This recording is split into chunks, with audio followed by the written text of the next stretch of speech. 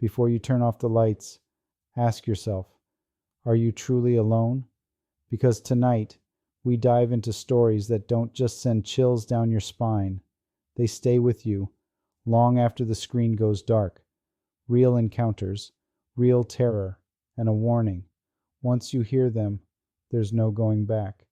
This is not just a collection of ghost stories. This is your invitation to the unknown.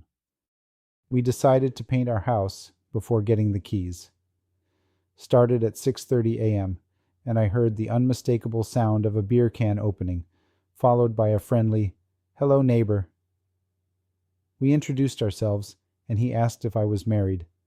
I said yes, and he suggested that my wife and I come over to meet his family and get neighborly. We, F20 and M22, went to meet the neighbors, a couple in their 30s with 5 kids under 12. It was a busy house, a very busy house.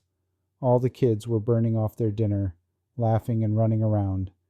They had 2 bathrooms, and out of nowhere, the second shower started leaking slightly. I joked and said, "Mate, is your house haunted?" Laughs. Time stood still. All the kids froze, mid-step, instantly silent. Michelle's face went pale with fear. Barrick's face too, frozen, pale. I thought, oh no, what have I done? As they regained their composure, they began their story. They used to live in a different suburb, in a much older house. Things would disappear and reappear. They all heard tapping, knocking, and footsteps in parts of the home that were completely empty. Things started escalating. Michelle once said, "There's a man standing outside our bedroom window." The blinds were down, but the unmistakable silhouette of a man was visible through them. Barrick walked over, pulled the cords, and raised the blinds instantly. Nothing. No one was there. He lowered the blinds, stepped outside to check, then came back into the bedroom. They tried to reason away the shadow. Michelle was still speechless. Barrick followed her gaze back to the window. Again there was someone standing behind the blinds. This time he raised the blinds only halfway. I could tell by their voices, their expressions, and the kids' reaction that they had truly gone through something terrifying. They looked through the window and saw nothing outside, but still they could clearly see the shadow of a head and shoulders through the partially raised blinds. The shadow then just turned and walked away, with no visible lower body. A few weeks later, Michelle and Barrick were arguing in the kitchen, voices raised, words thrown like weapons. Barrick turned around to leave for work when a knife slammed into the wooden door frame, coming from the knife block, which still held 4 other knives. They looked at each other, grabbed the kids, packed the essentials, and called the real estate agent, all in under 30 minutes. Decades later, they still refused to even drive down that street. I was living in Fremont, California, as a paying guest with a Punjabi family of 5, a couple with 3 toddler children. The couple didn't get along, and the wife, Rinku, was highly frustrated and upset with her life. One day, she asked me to accompany her to an astrologer, fortune teller. We found an Indian astrologer in Fremont and visited him. As we entered his small apartment, the astrologer's wife led us to his room. The room was dark, filled with pictures of various deities, and featured a human-like white cement figure with a red tongue on the floor. The astrologer appeared to be a mix of a priest and a tantric. He wore a black kurta. According to his numerology and other methods, he told Rinku that someone had done black magic on her and her family long ago. Rinku believed him immediately, recalling how, as a child, her family had once found black magic items, hair, lemons, red fabric, in their farmland in Punjab. Since then, their lives had been plagued by misfortune. Her father died. She was taken away from her mother at age 4 and raised by an unloving aunt, and both she and her sister ended up in unhappy marriages. She had not been allowed to speak to her birth mother, who lived in a village under difficult circumstances. While I remained skeptical, the astrologer made surprisingly accurate observations about me, which left me uncertain. He said he couldn't explain everything about what was affecting her, only that it was black magic, and that he would need to perform an extensive puja and other rituals to remove it, all for $2,000. Though Rinku came from a low-income background, she managed to arrange the amount. That's when things became strange. As part of the ritual, she had to visit the astrologer multiple times, and she brought me along each time. I deliberately avoided eating or drinking anything he offered, and so did Rinku, until the third visit. The astrologer told us that he had found something evil during his prayers for Rinku. He also said she would need to visit a graveyard that night to drop off certain ritual items he gave her. He insisted I accompany her. That day, he made more emotional statements that caused Rinku to cry. His wife brought out sweets and warm water. Though we declined initially, we eventually drank the water but threw the sweets away. That night, around 10 p.m., we drove to the graveyard and completed the task. He also gave Rinku a copper pot, kalash, to keep in her bedroom. After we returned, showered, and ate dinner, we stayed up. Around 11:30 p.m., while Rinku was video calling a friend, her friend commented that Rinku's eyes looked strange and frightening. Rinku laughed it off and asked me if her eyes looked odd. When I looked at her, I was genuinely frightened. Her eyes looked entranced, almost greedy, like they were staring through me. It gave me chills. I'm a night owl, so I was in the kitchen downstairs cooking around 1:30 a.m. The stairs to the second floor were right beside the kitchen. I suddenly felt a presence coming down the stairs and saw a dark figure in my peripheral vision. When I turned, I saw what looked like black smoke dissipating into the air. It lasted only a few seconds, but it was chilling. Somehow, I remained calm and mentally projected strength, pretending nothing had happened. Then, while crouching to reach a lower shelf, both knees of my pajama pants tore at the same time. They weren't too tight, so this made no sense. I was terrified, but continued acting normal. Later, while watching a video on my phone, the video kept pausing repeatedly, despite being fully buffered. At this point, I was confused. Something felt deeply wrong.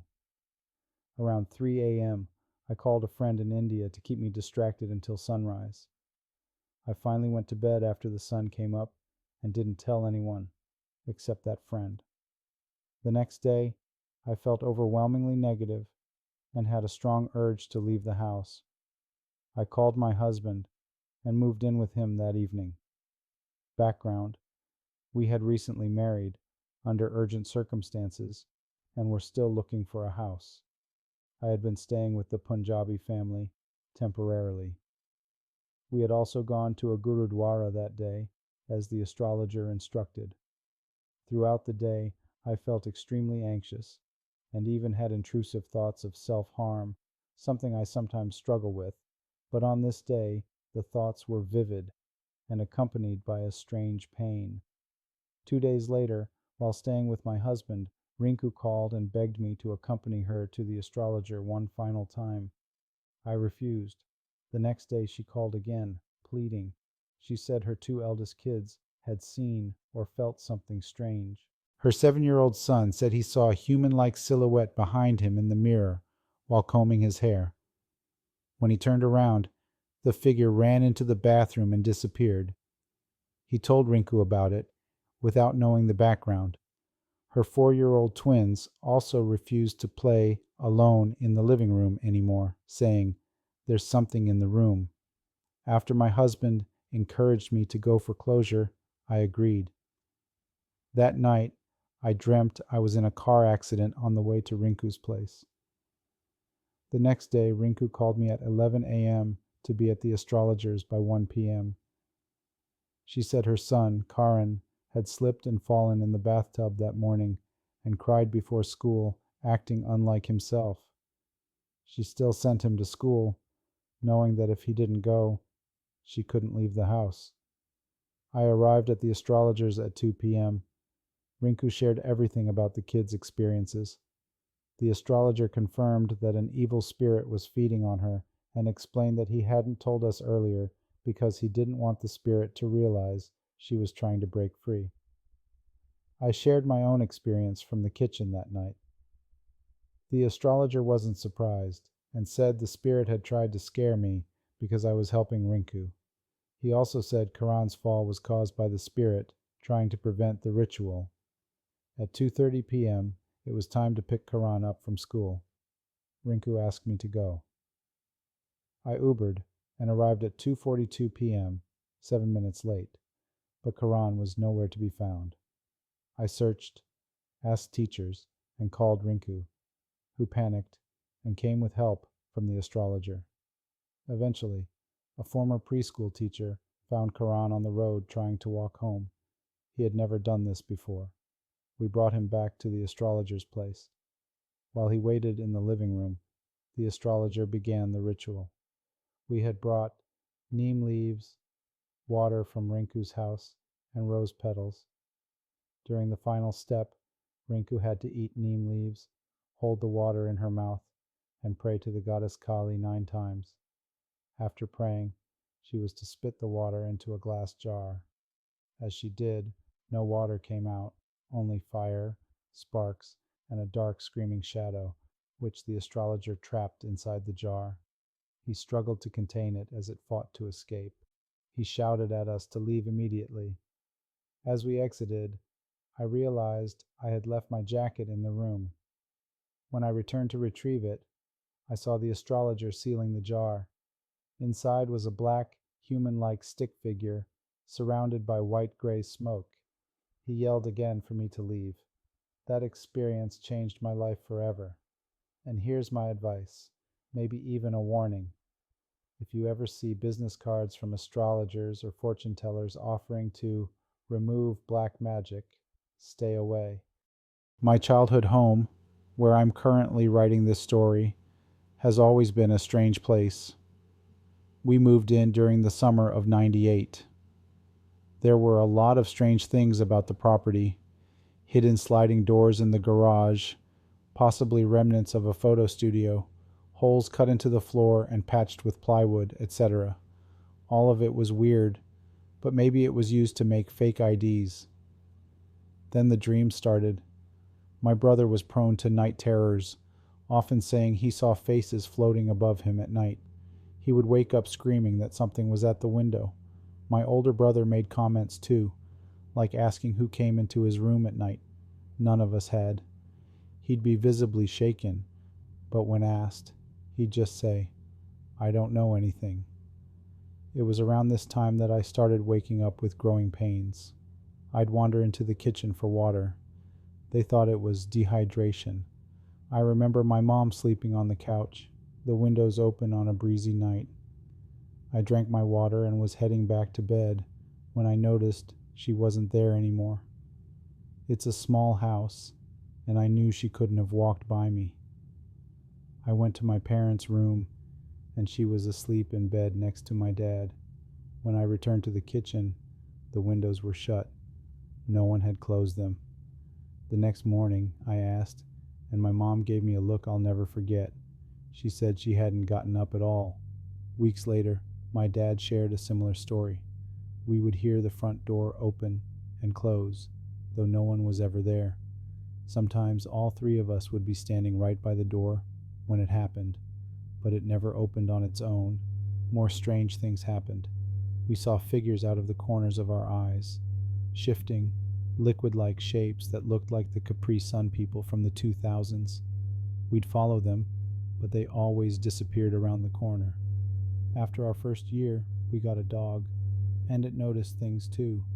It would stand in doorways but never enter certain rooms. It would growl at the shower, even with the curtain pulled back. I always felt watched in that bathroom, as if something sinister was behind the curtain. I would picture a long, lanky female form with charred skin, dark hair, and foot-long nails. My parents and siblings all agreed something felt off. Years later, we talked about it. My sister and mom said they pictured the same image, a soaked, charred, woman-like figure behind the curtain. Even now, I feel it when I'm there alone at night. My parents brought holy water into the house, and for a long while, things calmed down. For about 3 years, it stayed quiet.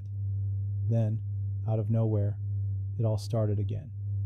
We went to get the holy water, and the sealed container was full of ants. It was impossible for them to get inside. So why the water? As the years have gone by, most things have quieted down, but there's still something off here. My family has a long history of haunted encounters, and I could share those stories too. I don't believe in all things metaphysical, but after this, I believe in ghosts. Thanks for tuning in. Watch another video if you dare.